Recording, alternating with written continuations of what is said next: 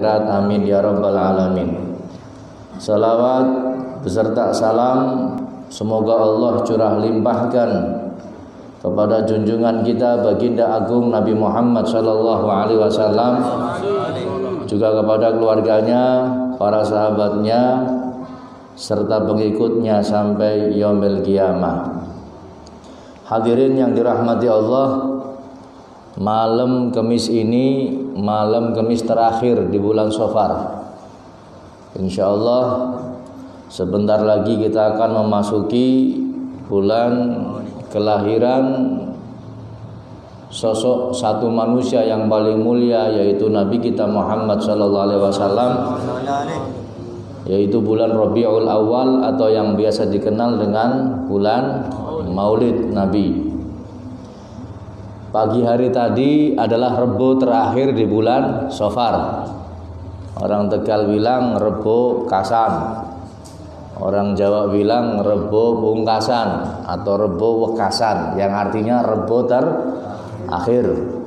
Beberapa ulama kita menerangkan bahwa di akhir Rebo bulan Safar ini turun bala sejumlah 320.000 bala. Makanya dianjurkan oleh ulama kita untuk melakukan amalan-amalan yang bisa menolak bala. Di antaranya sholat sunnah mutlak yang dilakukan 4 rakaat.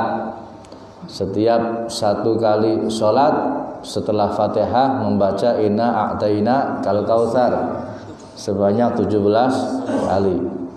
Baca kul huwallah 5, kul huwallahu ahad 5 kali. Kemudian al-mu'awwidzatain Falak dan Nas masing-masing 1 kali. Kemudian ditutup dengan doa setelah sholat. Ada juga yang menambahkan dengan membaca surat Yasin ketika sampai pada kalimat salamun qaulam mir rabbir rahim, dibaca 313 kali. Dilanjutkan kemudian baca sholawat munjiat. Kemudian beberapa amalan lagi yang dianjurkan oleh ulama-ulama kita, termasuk jangan tinggalkan sedekah. Ya, sebab salah satu manfaat sedekah adalah menolak bala. Mudah-mudahan apa yang saya sampaikan sudah dilaksanakan. Sebab kemarin malam Selasa saya mau menyampaikan, ternyata saya masih perjalanan pulang dari Jogja. Sampai rumah nggak nyandak untuk ngisi, ya, makanya ada Ustadz Nizar yang ngisi di majelis ini. Tapi mudah-mudahan sudah sering kita lakukan dan sudah kita ingatkan di grup-grup WhatsApp tentang masalah Rebo Pungkasan ini atau Rebo Kasan. Mudah-mudahan sudah diamalkan dan membawa manfaat untuk kita semuanya. Dan yang perlu kita yakini, hadirin, dalam agama kita ini tidak ada hari sial. Jangan sampai meyakini oh Rebo Safar, apalagi bulan Safar ini sial semua. Enggak. Islam itu tidak ada hari sial. Semua hari baik. Tapi hari yang lebih baik ada. Bulan yang lebih baik ada, bukan karena sialnya, cuman yang lebih baik ada. Contoh misalkan kita mau nikah di bulan Safar, atau mungkin di bulan Suro. Oh ya, nang bulan Suro nasi kawinan, Pak Marno? Nggak ada. Jangan di bulan Suro atau di bulan Muharram. Apa? Bulan Syawal saja. Kenapa? Karena Syawal lebih afdal, sunnah untuk menikah. Jadi jangan sampai menjelekkan bulannya atau menjelekkan harinya. Semua hari baik, termasuk Safar. Safar ini hari yang baik juga, bulan yang baik. Kalau seandainya kita meyakini bahwa bulan Safar bulan yang buruk seperti orang-orang jahiliyah zaman dahulu, ya, tapi kadang-kadang masih ada yang beranggapan bulan Safar ini bulan yang tidak baik. Mulanya bulan Safar kadang laka wong hajatan, sunatan laka, kawinan laka, hajatan enggak ada. Akhirnya bulan Safar sing paling rugi ki kiai, ustadz, ora habib. Napa laka undangan blas. Ya kan? Tapi alhamdulillah derajat maning maulid. Wis menerima undangan corona. Aduh. Kemarin Rajab lagi rame-ramenya Rajaban Isra Mi'raj, datang corona, libur panjang. Padahal rada lerep. Barang panmulutan muncul lagi hadirin. Jangan-jangan corona musuhan karo kiai. Dilalai metune jablut Rajab karo mulut. Rajab karo mulut disingkat apa mawon? Jablut. Rajab karo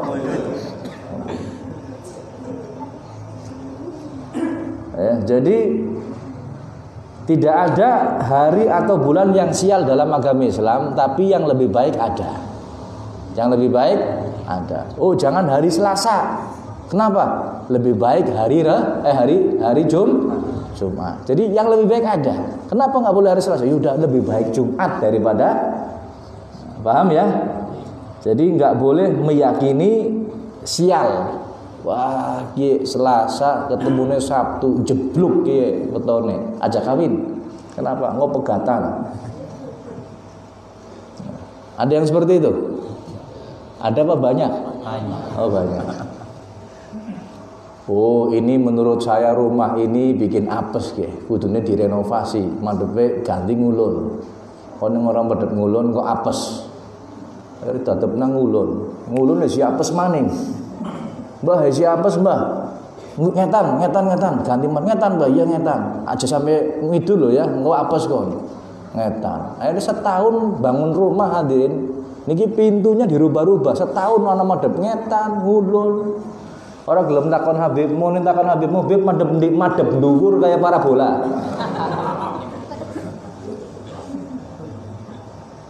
Ini yang semacam ini hadirin, keyakinan-keyakinan seperti ini namanya dhannul jahiliyah. Kalau dalam Al-Qur'an namanya apa?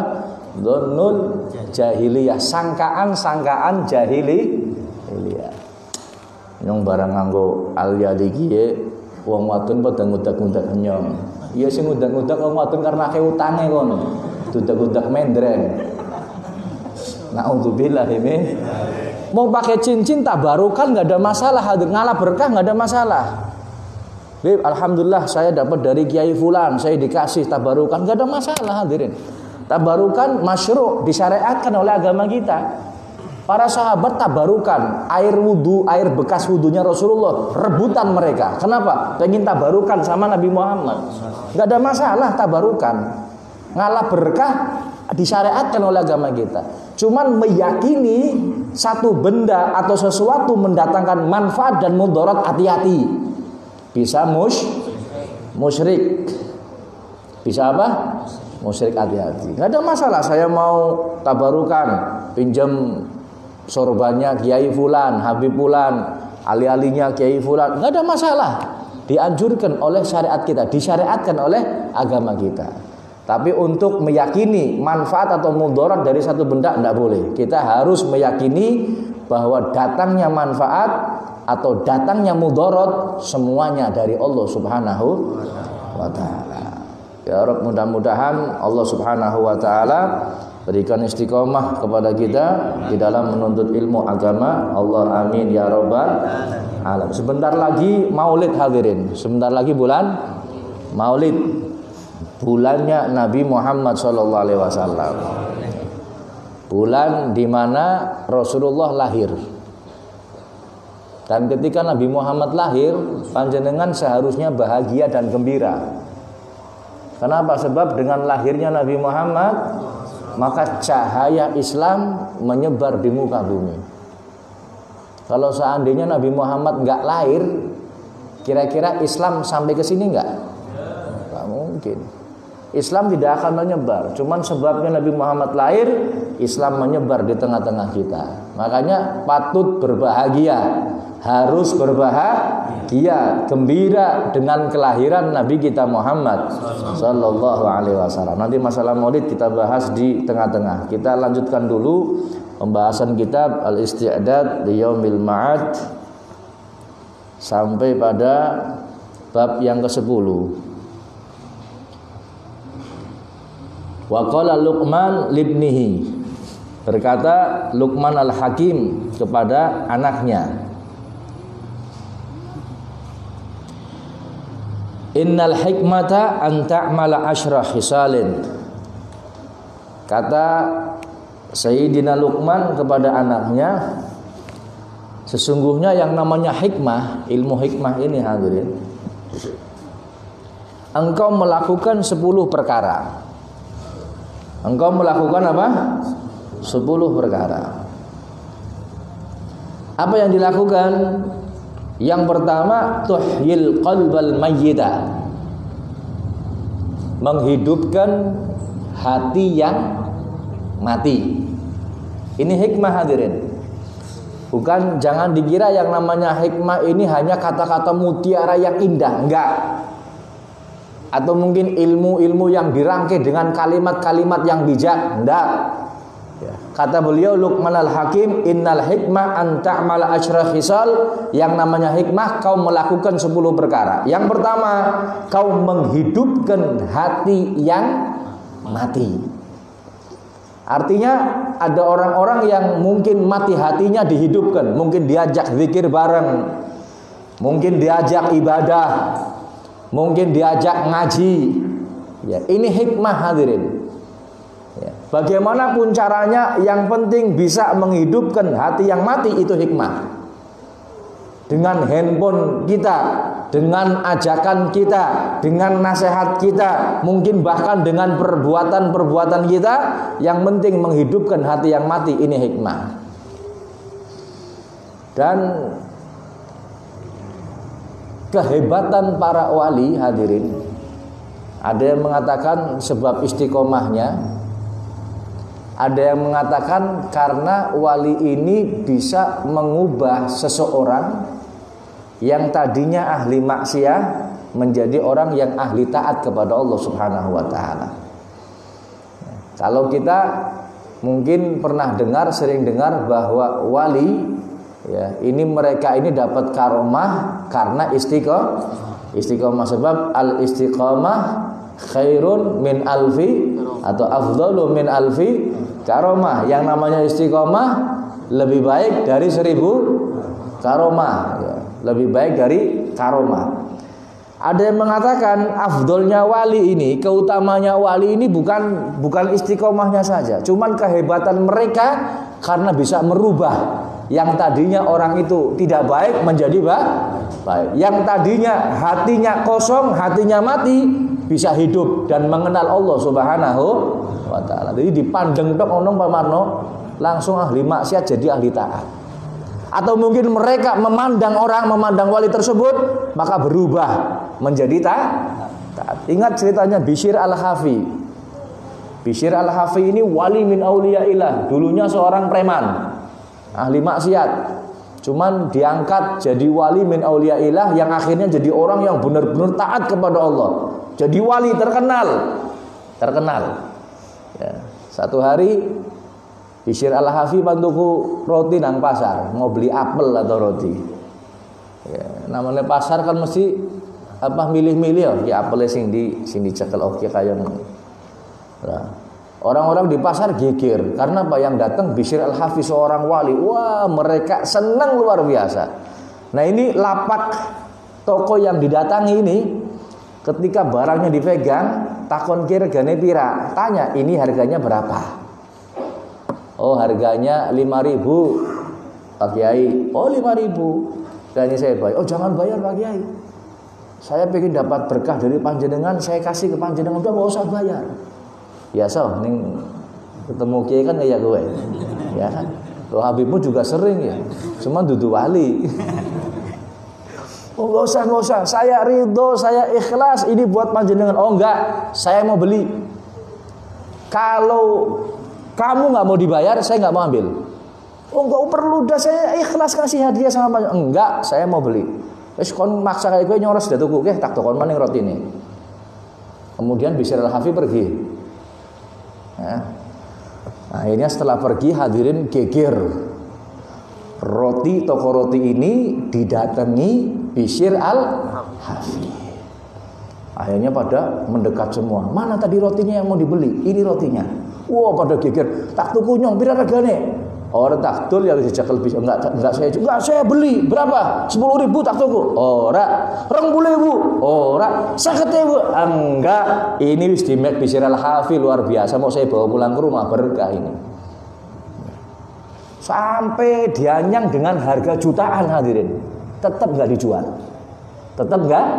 dijual ini gara-gara dimek wali tok kayak gue coba dimek apa? Dimek wali roti dipegang tok sini harganya langsung menjulang tinggi harganya jutaan sampai akhirnya ada satu perampok hadirin jadi rombongan perampok dia dapat hasil rampokan kemudian disuruh sama pimpinan perampok untuk beli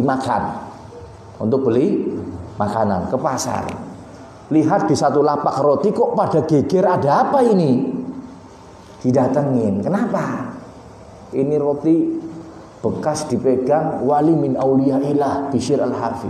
Wali itu apa? Jadi rampoknya orang ngerti sih. Wali itu orang yang dekat sama Allah. Orang yang dekat sama Allah. Iya. Nah terus itu maksudnya apa? Itu rotinya dipegang.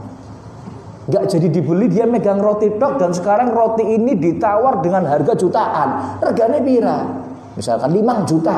Sing asale 5.000 dari pira? 5 juta. Nggak ada orang yang mau beli. 5 juta harganya mentit, nggak ada yang mau beli. Nah akhirnya perampok ini dibawain uang pas 5 juta dilalai. Ya. Subhanallah oleh omongan kayak gue itu roti singkat cerita dibeli sama perampok. Regane pira? 5 juta. Padahal di kongon tuku ponggol 50 bungkus apa 100 bungkus kok ngeracik lah istilah. 5 juta kena wong pira? Ya 5 juta berarti wong 200 oh. Ya oleh 50 nampan sih. Ya. Akhirnya tuku roti siji tok 5 juta. Tapi orangnya subhanallah, ini dicekel wali pinggir ngurebutan ini berarti bukan roti biasa ini. Tapi itu roti odating gitu. Diambil dibawa ke bosnya ke perampok ini. Apalah makanannya? Itu oleh tremos telung tremos bapak gitu. Malah ini, lu kok dari roti siji tok? Iya, saya tadi ke pasar bawa uang 5 juta, saya mau beli makanan, ternyata ada roti yang aneh. Ditawar orang dengan harga tertinggi sampai 5 juta. Akhirnya saya beli roti itu 5 juta. Jadi bosnya, aduh kan goblok nemen. Roti siji 5 juta. Cuman subhanallah hadirin, bosnya takono. Itu bisa ngelarang kepribadian ceritanya. Ini roti katanya habis dipegang sama Bishr al-Hafi, seorang wali min auliyaillah. Wali kue apa? Wali ini orang yang dekat dengan Allah, kekasih Allah, ahli ibadah seperti diceritain. Oh, akhirnya ceramah gitu, kasih ceramah nang pasar sih. Ceramah paling bose. Rotinya dicuil loh, dipangan subhanallah. Ini dimakan hadirin, ini bosnya perampok, pimpinannya langsung dapat hidayah, tobat kepada Allah. Kita mendeleng rotine wali, baru roti yang dipegang sama wali. Ini orang seperti itu hadirin. Orang kalau sudah tingkatannya luar biasa, deleng tok atau orang itu melihat, subhanallah dapat hidayah. Barokahnya orang tersebut gara-gara roti 5 juta. Ya, coba kalau kita memang beli seperti itu nggak mungkin 5 juta bisa anaknya dewek tuku semono ditonyo pun goblok nemen roti paling larang-larang semene 5 juta. Ya. Ini apa ya hikmah seperti itu hadirin ya apa istilahnya menghidupkan hati yang mati. Ini jarang dimiliki sama orang dan tingkatan wali kalau sudah bisa seperti ini wah berarti derajatnya tinggi sekali. Derajatnya tinggi. Kayak ceritanya Syekh Abdul Qadir Jailani yang rumahnya dimasuki rampok, dimasuki maling. Dimasuki apa? Maling salah umah. Manjing umah Syekh Abdul Qadir Jailani. Ya, barang manjing umah bingung, TV laka, handphone nggak ada, sepi rumahnya, nggak ada apa-apa hadirin. Rumahnya wali ahli ibadah, nggak mikir TV, nggak mikir handphone, nggak mikir radio, nggak ada apapun yang bisa. Hatta beras nggak ada yang bisa dicuri. Waduh, yang salah tempat ya, salah tempat ini. Akhirnya sudah salah tempat, ya dia masuk rumah malam-malam, dilalai Syekh Abdul Qadir Jailaninya bangun. Waduh, remek ora li apa-apa, tangi, tanya konangan sudah. Akhirnya umpetan yang ngisor longan, nang ngisor longan, nang ngisor dipan. Ngisor dipan arana apa? Longan. Itu ngisor longan. Ngisor apa? Dipan. Dipan tempat tidur. Tempat tidur dulu itu ranjang ada. Kalau spring bed sekarang ada longannya, nggak ada. Umpetan nang longan. Ya, setelah umpetan, tidak lama kemudian datang 2 orang atau 4 orang ke rumahnya Syekh Abdul Qadir. Ya Syekh Abdul Qadir Jailani, kenapa? Ada kabar duka. Innalillahi wa inna ilaihi raji'un. Siapa yang meninggal? Meninggal fulan bin fulan, seorang waliullah. Ada wali abdal atau wali autad, wali pasak bumi, ini meninggal 1. Sudah, ini harus kita lantik malam ini juga supaya bumi itu enggak gonjang-ganjing. Nah, ini dunia perwalian panjenengan yang rongokna bae wis angel iki diceritakan. Ya. Cerita wali bukan jedak, pokoknya dicerna yang bisa saja. Kalau enggak bisa dari meneng bae wis ora takon-takon. Angel. Terus harus kita lantik saat malam ini juga. Coba panjenengan cari orang jam 2 bengi, jam 1 malam, orang semua tidur. Enggak, pokoknya harus malam ini wahai Syekh. Kalau enggak bahaya ini. Jadi Syekhnya, ya udah, saya punya orang yang akan saya lantik malam ini. Saya jadikan wali min auliyaillah. Langsung gemoran, lis. Di sini artinya maling. Maling metu kon sing longan. Konangan gitu. Ternyata Syekh Abdul Qadir Jailani sudah tahu ada maling masuk. Ya Allah, ampun wahai, saya nggak tahu kalau rumahnya panjenengan. Ini ngerti panjenengan nyuruh bakal mlebu blas lah apa-apane. Enggak ada apa-apanya. Elis, tub ilallah, tobat kamu kepada Allah. Ngomongnya gitu. Tobat kamu kepada Allah, langsung nangis istighfar, tobat minta ampun sama Allah Subhanahu wa taala. Jare Syekh Abdul Qadir Jailani, jadikan orang ini wali. Wali autad, pengganti orang tersebut. Cuman domongi gitu, tub ilallah, tobat langsung hadirin. Ini wali seperti itu, dipandeng tok, diomongi tok, dinasihati langsung jadi bukan jadi manusia biasa lagi, jadi wali min auliyaillah. Jadi manjing masuk rumah sebagai maling, keluar jadi apa? Jadi wali min auliyaillah. Anak sih mikir dengan anak ya, oh berarti ini bisa malingnya paling kiai bahaya. Kok jadi wali balik. Bukan seperti itu hadirin. Ini orang-orang yang masya Allah itu kadang-kadang menghidupkan hati yang mati hanya dengan memandang saja sudah berubah orang tersebut. Ada yang seperti itu, Bib? Ada. Insya Allah wali nggak kurang hadirin. Cuman kadang-kadang mata hati kita yang tertutup, jadi nggak ngelihat yang seperti itu. Makanya mudah-mudahan Allah perbanyak kekasih-kekasih Allah yang semacam ini sehingga bisa menghidupkan hati yang mati. Kemudian yang berikutnya watu jalisul masakin. Hikmah itu kau duduk bersama dengan orang-orang miskin. Rasakan kesengsaraan mereka.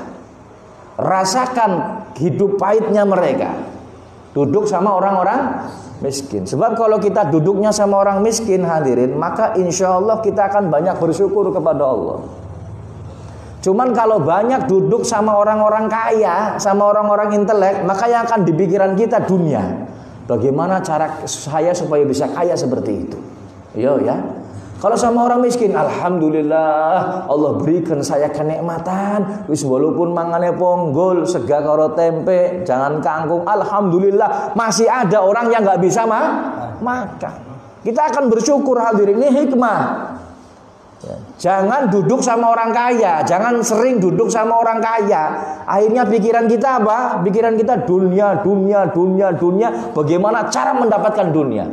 Yang akhirnya segala macam cara akan dilakukan untuk mendapatkan dunia tersebut. Na'udzubillahi min. Sering duduk sama orang-orang miskin. Dan ini sifatnya Nabi Muhammad SAW. Nabi Muhammad ini kalau diundang orang miskin, kalau diundang apa? Orang miskin. Dia akan cepat-cepat orang pertama yang hadir di rumahnya orang miskin. Ini sifatnya Nabi kita Muhammad SAW. Ketika dipanggil orang miskin, cepat-cepat beliau datang. Nomor kadang-kadang tahlilan bae ngapunten iki, ngapunten tahlilan. Ning sing ngadakna wong sugih, ya Allah, rame sing teka, ya cepet-cepetan nang ngarep, mestinya nang ngarep masjid. Sing ngadakna wong melarat. Kaya ora do enak awak nyuman mantap. Iya ya. Hah? Ini seperti itu hadirin. Yang namanya kaya dan miskin ini pengaruhnya dahsyat. Coba ada rapat RT, ada apa? Rapat RT, ada orang kaya datang, orang miskin datang. Wong sugih main pendapat ngasih usulan, orang miskin ngasih usulan. Kira-kira sendiri wong sugih apa wong barat?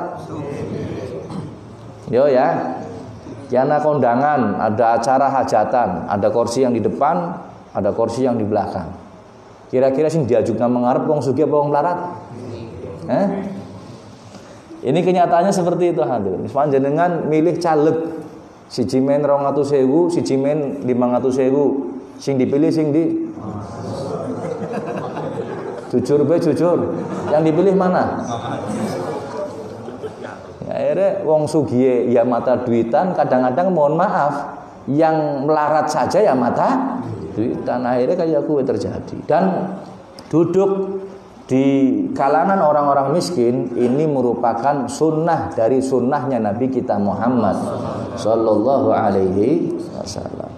Wa tattaqi majalisal muluk, dan hati-hati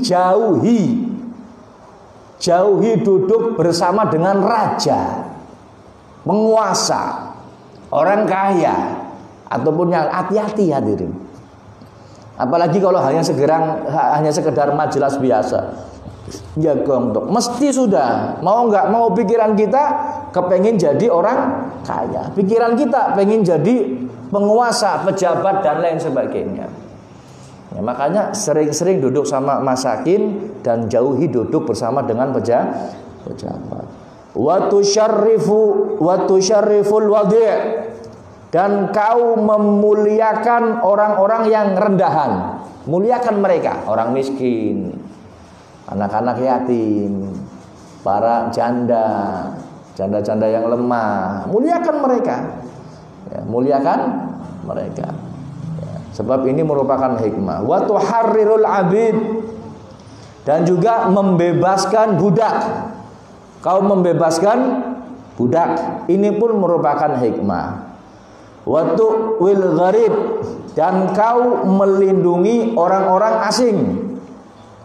Kau melindungi orang-orang yang terasing, orang-orang yang disepelekan, orang-orang yang diacuhkan, yang nggak dianggap di masyarakat, mungkin karena kemiskinannya, mungkin karena mentalnya, mungkin karena penyakitnya, mungkin karena ini dan itunya. Kau lindungi mereka. Maka ini pun hikmah. Wa tu'inul faqir, dan kau tolong orang-orang yang fakir, menolong orang-orang yang enggak punya hadirin. Ini pun hikmah. Ada orang fakir butuh, kita tolong. Mereka enggak bisa makan, kita kasih makan. Mereka sulit ini, kita bantu ini.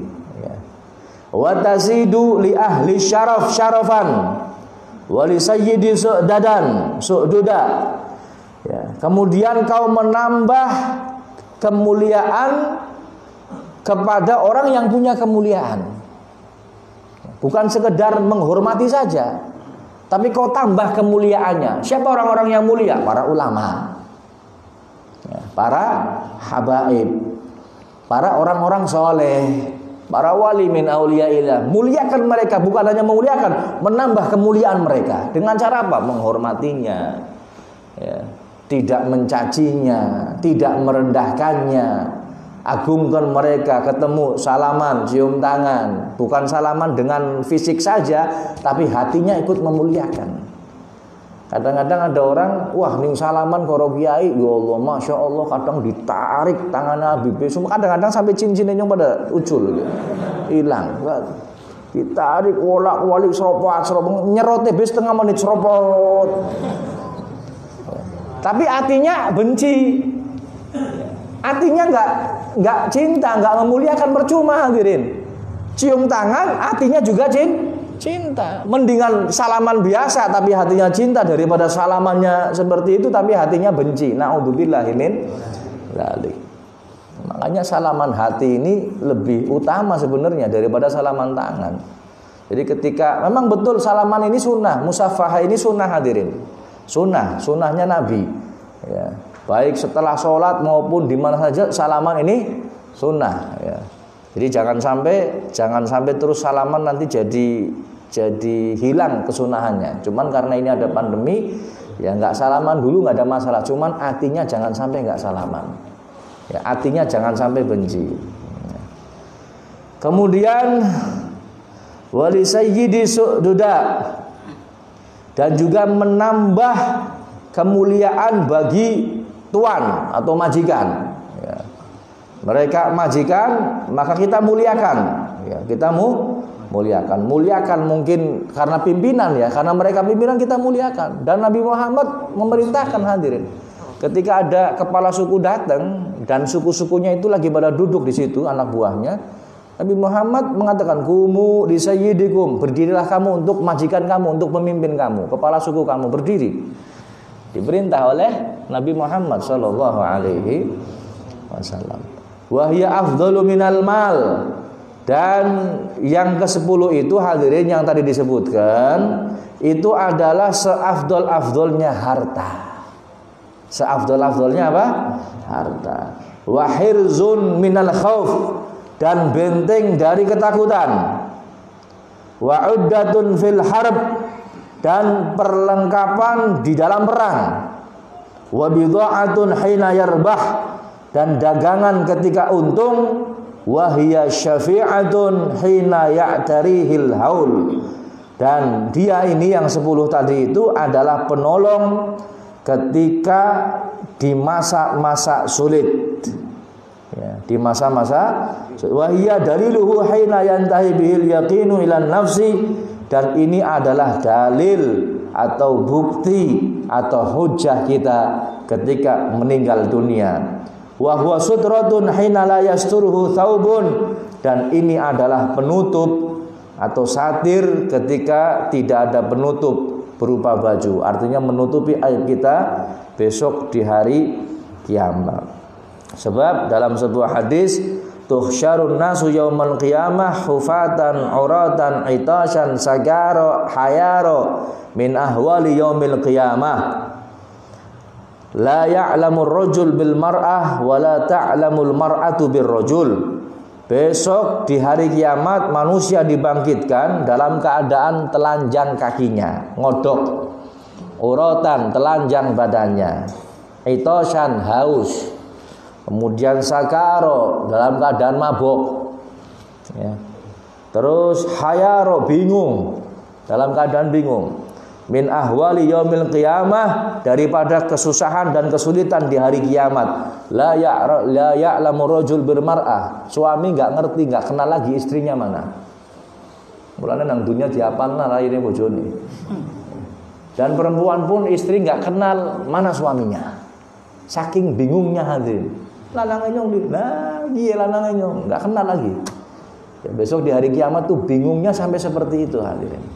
Bingungnya sampai seperti itu. Ya Rabb, mudah-mudahan nasihat-nasihat hikmah yang disampaikan oleh Sayyidina Luqman Al-Hakim kepada anaknya bisa kita ambil pelajaran. Amin. Kemudian hadirin yang dirahmati Allah, ya, ketika kita mendengarkan satu ilmu, ya, suka atau tidak suka, kita belajar ilmu ya, suka atau enggak suka, maka harus kita terima dan kita amalkan. Ilmu dalam agama Islam itu bukan kayak prasmanan. Ngerti prasmanan loh ya? Kalau kita datang kondangan prasmanan, yang kita suka diambil, yang nggak suka diting. Itu Islam nggak seperti itu hadirin. Wah ini saya suka nih, cocok, ambil. Lagi orang seneng, Ustadz apa ngomong ini? Saya pakai Ustadz ini aja sudah. Ini namanya prasmanan ini hadirin. Dan model-model prasmanan nggih, berarti ning cara kasar raire badokan sing kaya nggih. Ini di zaman sekarang banyak hadirin. Jadi dia menerima ilmu yang dia cocok dari Ustadz fulan, wah dialem Ustadz. Ketika Ustadznya ini ngomong nggak cocok, wah dimaki-maki sama dia. Ini orang-orang zaman sekarang yang seperti itu banyak. Nanti kalau dalam satu hal cocok sama yang ini, wah ini dipakai nih. Nggak cocok ditinggal lagi, ganti lagi cari. Makanya orang-orang sing rai badogan ki ora bakal berkah. Ya, maksudnya rai badogan seperti ini nggak bakal berkah hidupnya. Namanya ilmu ya pahit manis, Ya, tegas, lembut, kasar, halus, ya semuanya diterima. Oh, namanya ilmu. Kemudian mohon maaf, yang namanya panjenengan mendengarkan ilmu jangan terus dimanfaatkan untuk kelakuan yang tidak baik panjenengan. Contoh nih. Kadang-kadang orang mengamalkan, dia dengar dalil, kemudian untuk membenarkan perbuatan salahnya. Contoh, memberikan orang hutang sama sedekah afdol mana? Ngutangi kalau sedekah afdol ndi? Hah? Ngutangi. Ini bagi orang yang punya uang, yang mau ngutangi atau mau sedekah, pakai dalilnya itu afdol ngutangi. Terus jangan dijadikan dalil untuk orang yang mau pinjam uang. Wis kon milih nyong kayak jare Habibe, luwih apik utang daripada sedekah kon ganjarane akeh. Milih nyong bae kon. Ki nggo dalil hadirin, buat dalil. Sebenarnya orangnya utang dalilnya bukan itu. Benar ini dalilnya afdol utang daripada sedekah. Cuman bagi orang yang utang jangan pakai dalil itu. Bagi orang yang utang harusnya mikir, ning nyong orang bayar, maka doa apapun yang dipanjatkan tidak akan diterima oleh Allah karena utangnya belum dibayar. Nganggo ini dalil gue. Ya, betul dalilnya sama-sama dari Nabi Muhammad. Cuman kadang-kadang orang itu salah pakai, salah tempat. Kadang pakai dalil ini, gue utang ya, gue sawise ditagih. Ada ngomong kalau orang ngerti sih utang itu dilebur, ya enteng lebur utang nyong ganjarannya akeh. Gue wong sing duwe duwite dudu kawene. Paham ya? Jadi jangan dimanfaatkan hadirin, jangan dimanfaatkan untuk hal-hal yang semacam itu. Ya, kita jelaskan semuanya. Akhirnya kadang-kadang hadirin kalau seperti ini ada orang yang benar-benar butuh, ya benar-benar butuh mau utang. Ketika banyak orang yang memanfaatkan utang, akhirnya apa? Sing butuh nggak keurus. Padahal orang ini butuh. Paham ya? Paham no badan? Paham koyong keter sampean. Contoh yang kedua, masalah pernikahan. Ya. Poligami oleh boleh Pak Marno? Ngomongnya seru. Poligami boleh nggak? Boleh. Dalam agama kita poligami bukan sesuatu yang salah. Awas loh ya. Jangan sampai meyakini umat Islam meyakini bahwa poligami satu yang salah. Ini ada dalam Al-Quran dan merupakan sunnah Nabi dan diamalkan oleh para ulama, orang-orang setelah Nabi Muhammad SAW. Cuman aja gara-gara boleh dan sunnah kemudian disalahpahami, disalahartikan.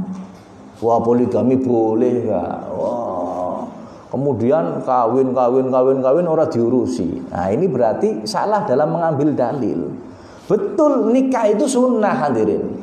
Sunnahnya bukan sekali.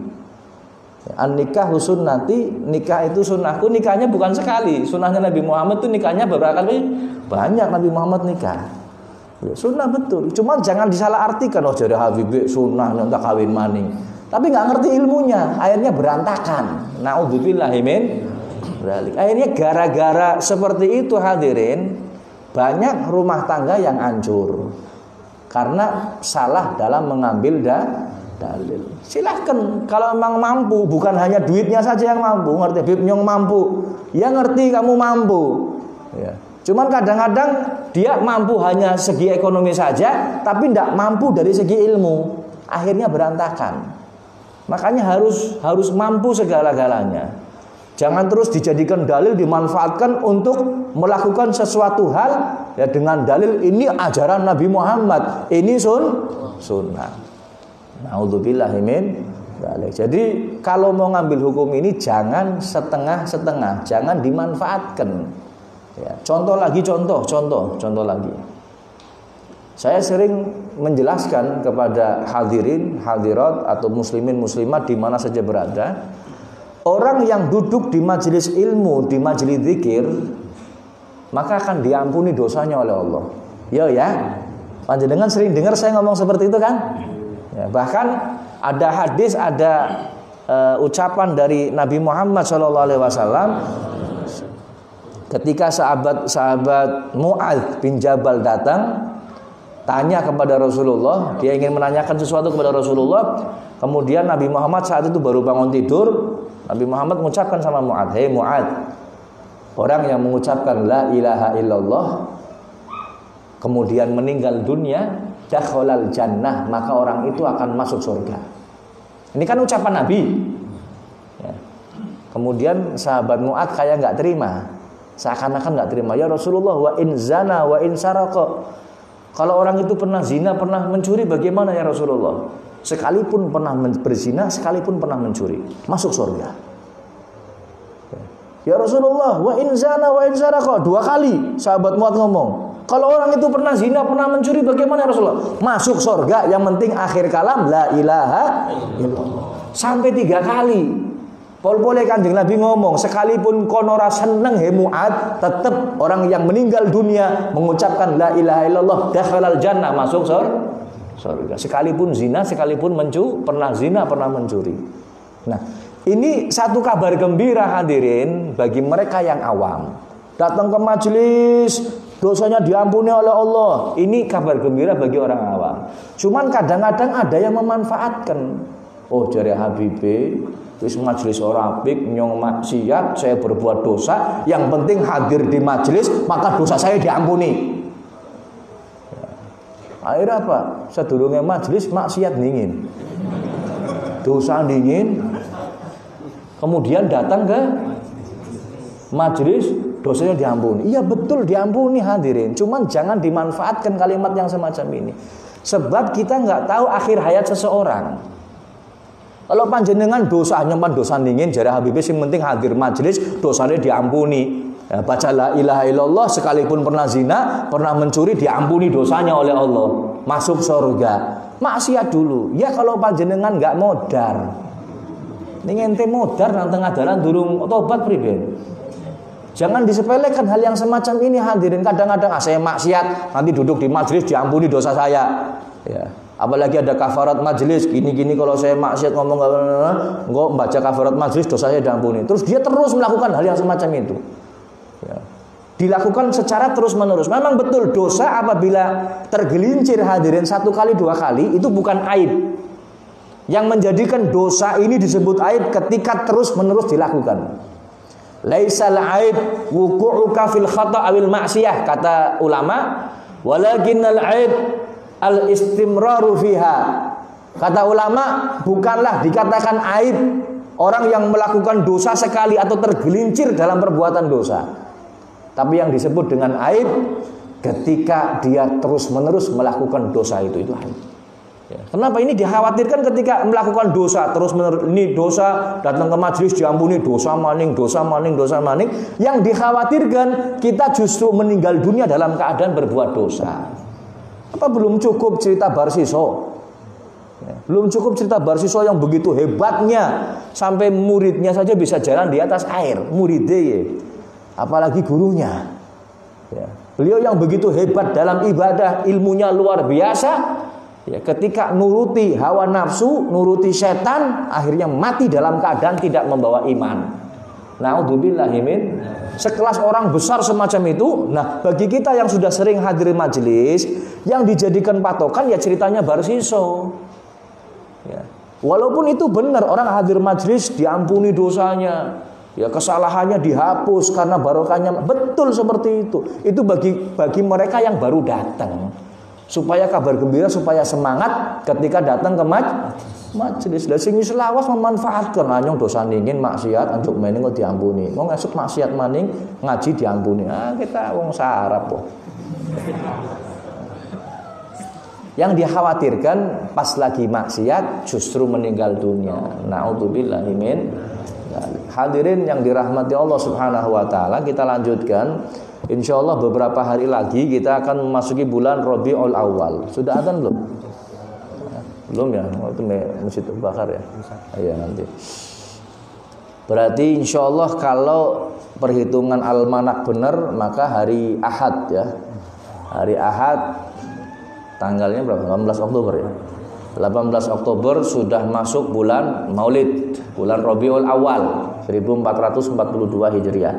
Berarti malam Ahad ini sudah masuk Maulid. Nanti insya Allah di Masjid Zainal Fajri ba'dal maghrib ada pembacaan Maulid Nabi Muhammad SAW sampai malam 12. Sudah seharusnya hadirin bagi kita umat Islam bergembira atas kelahiran Nabi Muhammad. Kenapa bergembira? Apa bergembira ini disyariatkan, diperintah? Oh ya jelas diperintah. Dalam Al-Quran jelas Allah mengatakan, Qul bifadlillah wa birahmatihi fabidzalika falyafrahu. Ini Allah yang berfirman dalam Al-Quran. Qul, katakan wahai Nabi Muhammad, bifadlillah, dengan keutamaan Allah, dengan fadl Allah, wa birahmatihi, dan dengan rahmat Allah, fabidzalika, dengan itu semua hendaknya kamu falyafrahu, hendaknya kamu bergembira, hendaknya kalian bergembira. Ini yang berfirman adalah Allah. Dengan fadl Allah dan rahmat Allah kita disuruh bergembira. Ahli tafsir mengatakan, termasuk sahabat Ibnu Abbas radhiyallahu anhuma. Sahabat Ibnu Abbas ini punya julukan Ra'isul Mufassirin. Pimpinannya orang yang ahli tafsir di kalangan sahabat. Ilmunya tiada dua, untuk masalah tafsir sudah yang jadi pimpinan ini sahabat Abdullah bin Abbas. Beliau mengatakan fadl di sini bifadlillah. Fadl dalam kalimat bifadlillah, fadl yang dimaksud adalah ilmun nafi'. Al-ilmun nafi', ilmu yang manfaat. Wa birahmatihi, rahmat dalam kalimat birahmatihi ini adalah Nabi kita Muhammad SAW. Jadi kalau sesuai dengan tafsir, katakan wahai Nabi Muhammad, dengan ilmu yang manfaat, dengan mendapatkan ilmu yang manfaat, dan dengan kedatangan Nabi Muhammad. Sebab Nabi Muhammad disebut rahmat, dalam ayat yang lain disebutkan wa ma arsalnaka illa rahmatan lil alamin. Dan dengan datangnya Nabi Muhammad, dengan itu semua hendaknya kamu bergembira. Makanya orang-orang dahulu, hadir orang-orang soleh, mereka bergembira dengan kehadiran bulan Maulid, bulan Rabiul Awal. Dicurahkan semuanya untuk peringatan Maulid Nabi Muhammad. Dicurahkan semua hadirin. Ya, mereka kadang-kadang dulu kita cerita dulu sebelum ulama-ulama Mekah dahulu yang ada di Mekah Al-Mukarramah, setiap tanggal 12 Rabiul Awal itu Ka'bah dibuka hadirin. Ini cerita dulu, tempo dulu, tahun berapa nggak tahu. Itu ada sejarahnya, ada buku tarikhnya. Dibuka, dikumpulkan kaum muslimin, termasuk anak cucu Nabi Muhammad, keluarga Nabi Muhammad dikumpulkan, dan tanggal 12 Rabiul Awal dimuliakan semulia-mulianya. Ini cerita tarikh, cerita sejarah zaman dahulu. Ya. Dimuliakan luar biasa.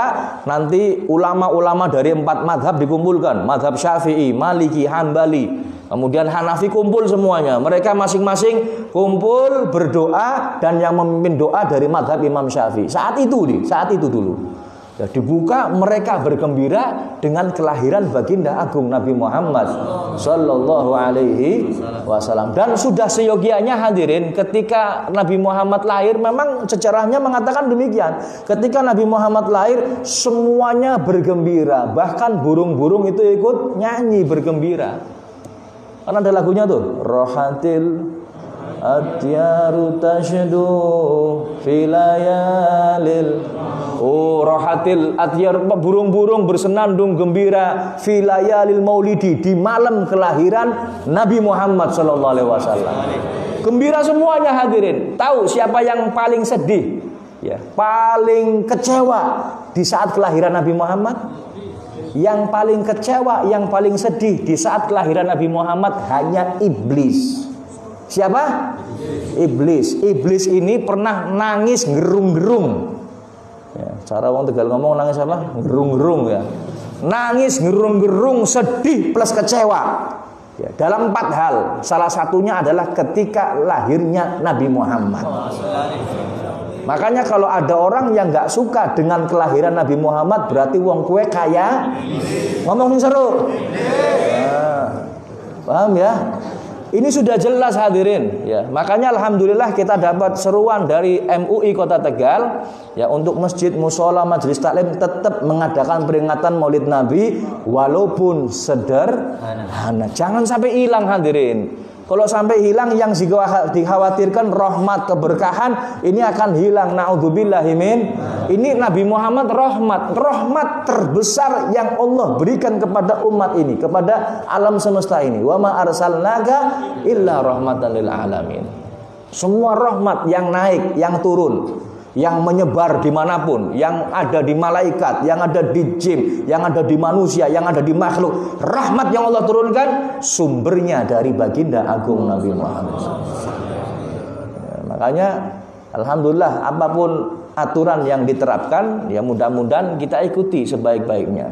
Nanti ada beberapa opsi yang akan kita lakukan untuk peringatan Maulid Nabi Muhammad, tetap dengan istilahnya mematuhi protokol kesehatan. Insya Allah apapun yang terjadi. Kalaupun memang pas Maulid biasanya lebih banyak yang hadir, nanti kita bagi dua sudah acaranya. Kalau memang banyak dan tidak mematuhi atau tidak memenuhi persyaratan, kita bagi dua.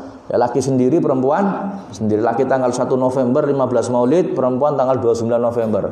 Nanti ada opsi ke situ. Insya Allah Majelis Nurul Qulub tetap mengadakan walaupun dengan beberapa opsi yang ada. Ya, nanti kita lihat hasil musyawarah dengan teman-teman. Kemarin sudah ada dari majelisnya Habib Thohir sudah musyawarah sama Kapolres atau Polres Tegal dan sebagainya, sudah ada hasilnya. Insya Allah beberapa persyaratan akan kita penuhi dengan semaksimal mungkin.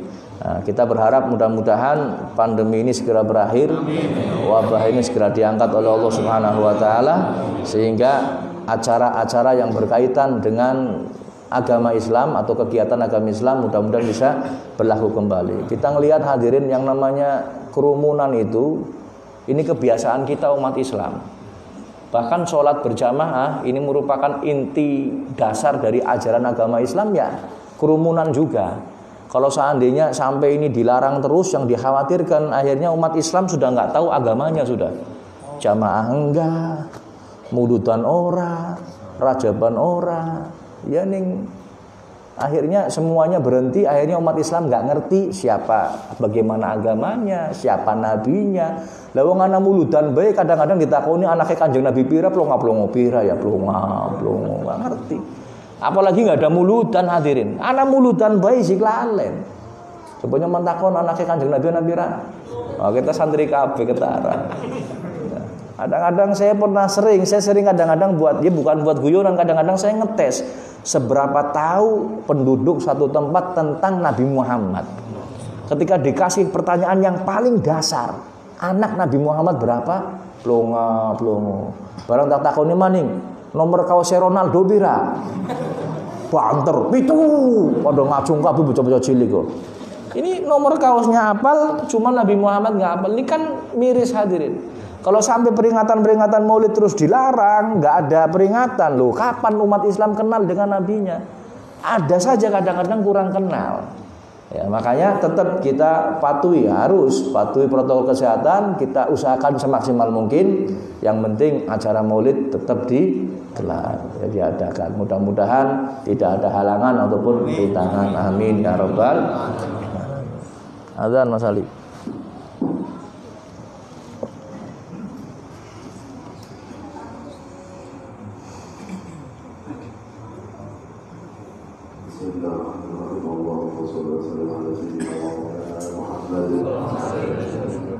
الله أكبر الله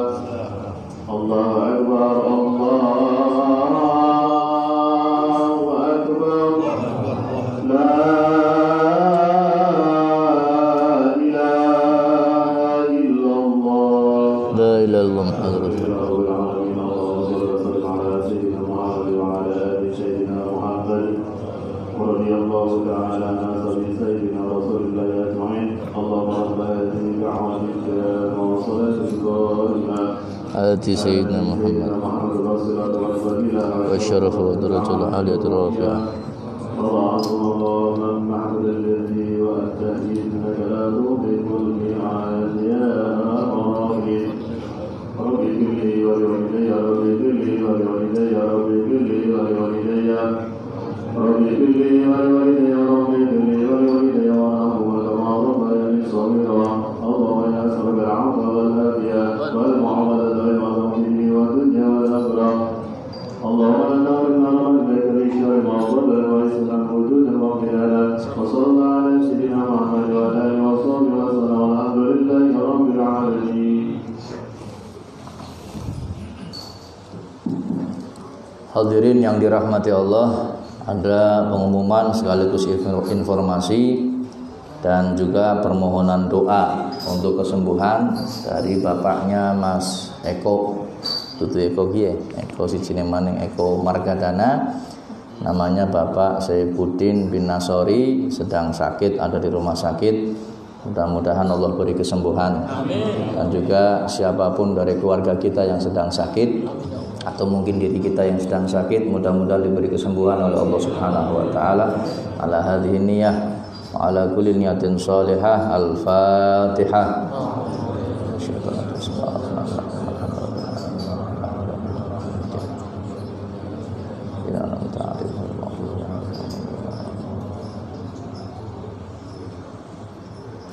Kemudian pengumuman selanjutnya, pengajian rutin malam Sabtu di Majelis Ta'lim wa Dzikir Nurul Qulub mulai ba'dal Isya sampai jam 9 malam.